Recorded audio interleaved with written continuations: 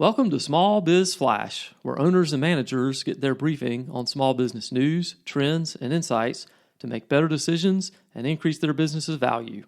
I'm your host, Adam Hewitt. Thanks for joining me. According to a Gallup study, only 34% of employees are engaged at work. Wow.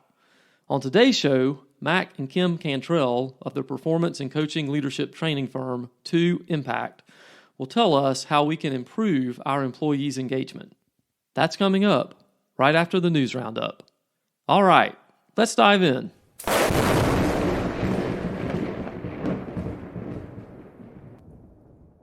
As expected, the U.S. Commerce Department last week confirmed that the economy grew in the third quarter, bucking the trend of declining GDP in quarters 1 and 2 of this year. The annualized growth rate in Q3 was 2.6%, according to the advanced estimate figure.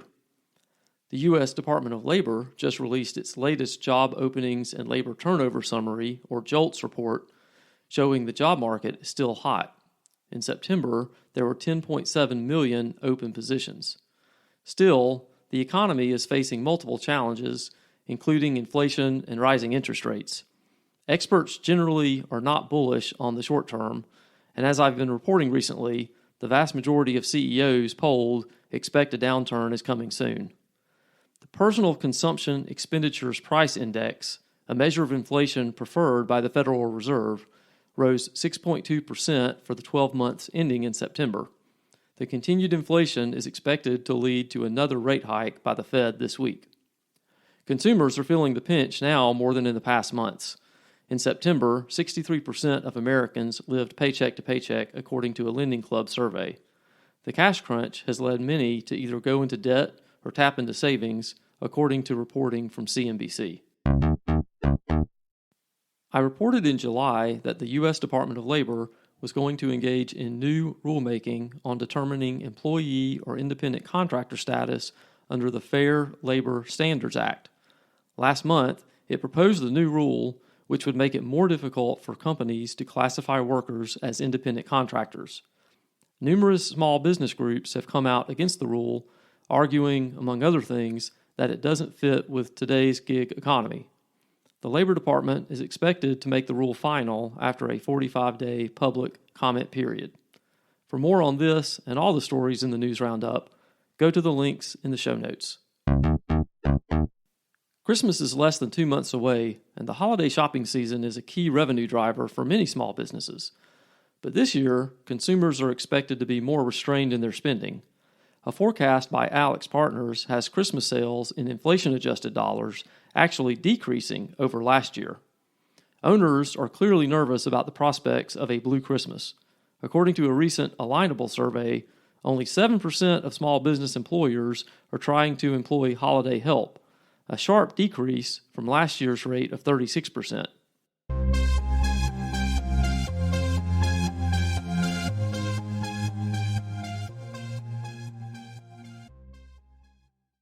Small business owners, your finances are the cornerstone of your business. You need the bookkeeping pros at SBS Accounting and Advisors to keep your AP, AR, and financial statements on track. For 16 years, the good folks at SBS have been helping owners like you make better decisions and grow their profits. Go to sbsaccountants.com today to set up a free 30-minute consultation. Use the promo code FLASH to get 20% off your setup fee.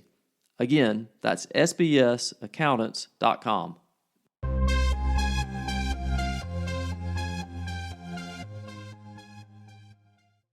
Well, today on the show, I'm really excited to have Mac and Kim Cantrell. They are the co-owners of 2Impact. That is an organization that provides performance coaching, leadership development, and team building programs. They partner with a wide variety of companies and industries, helping bridge the gap between where they're currently at and where they ultimately want to be. And for Kim and Mac, their reward in life is helping others become the best version of themselves. Kim and Mac have been married for 32 years, have 2 grown children, and married children, I should say, 1 grandson and 1 granddaughter on the way. And I just have to throw in there, Mac can probably tell you more if he wants to, but Mac and I used to be across the street neighbors when we were very young.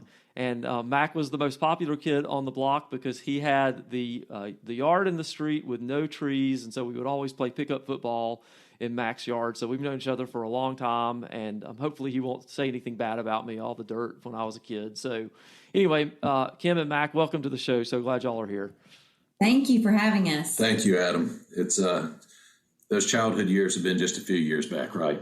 We won't talk about how many years ago those were. Right. So, it's great to have y'all. We're excited. And so today we're going to talk about, employee engagement, which is such and I'm sure some other things too, but that's such a big thing right now. And with all the volatility in the job market and people coming and going, and I just, I talk all the time with folks about what a challenge this is.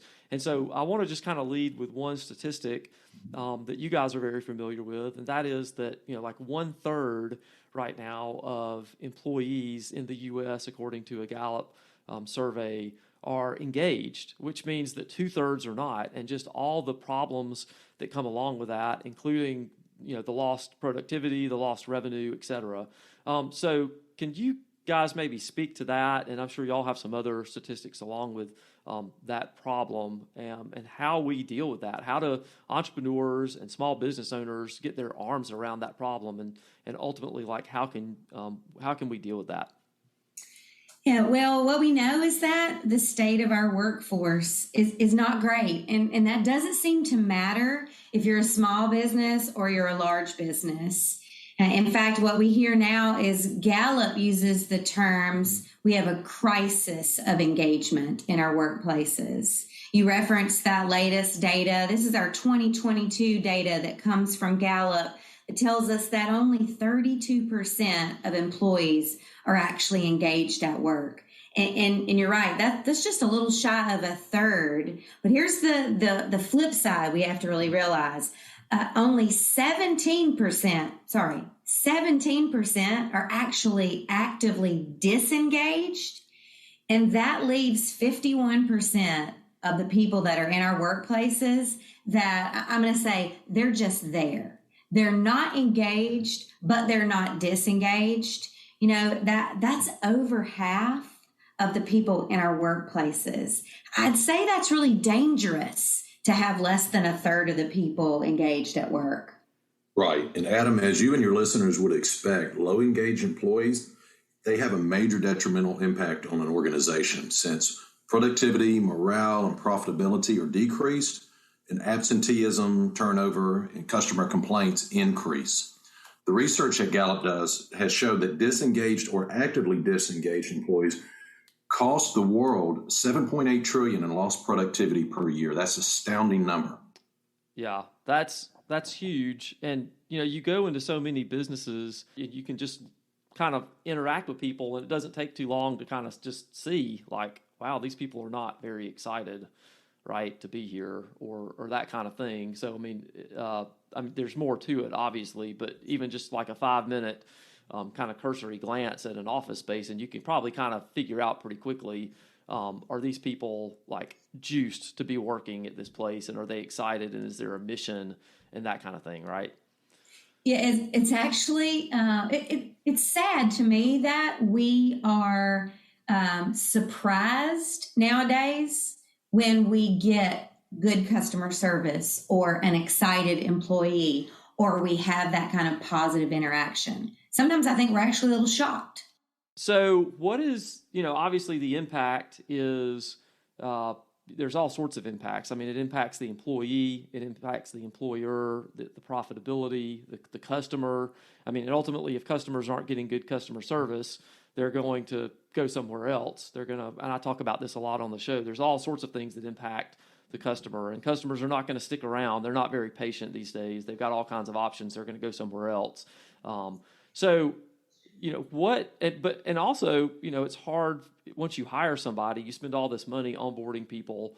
And if the employees aren't happy, they've got all kinds of options too, and they might go somewhere else. So that's not ideal. So, what are the things that you can do?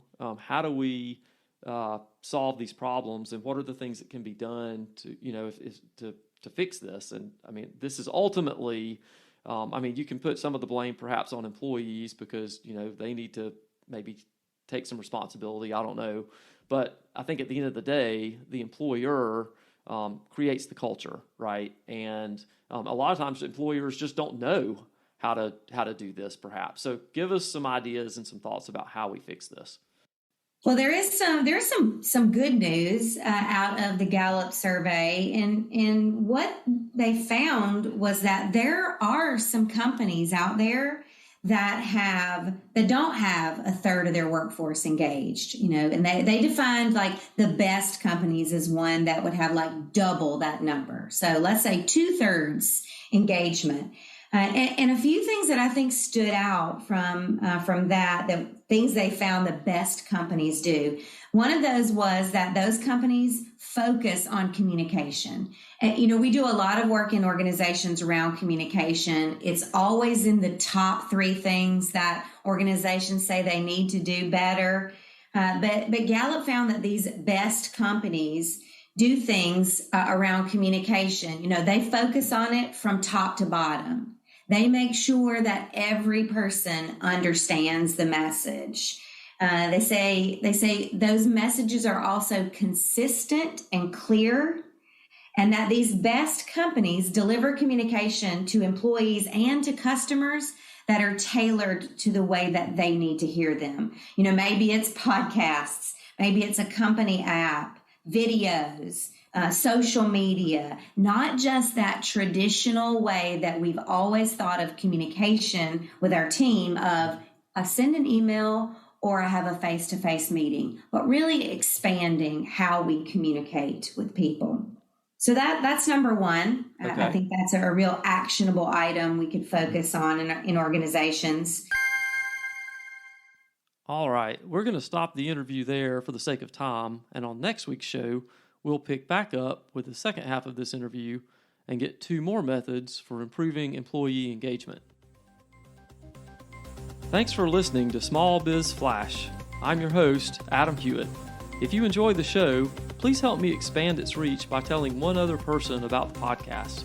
I sure do appreciate it, and I'll see you next week.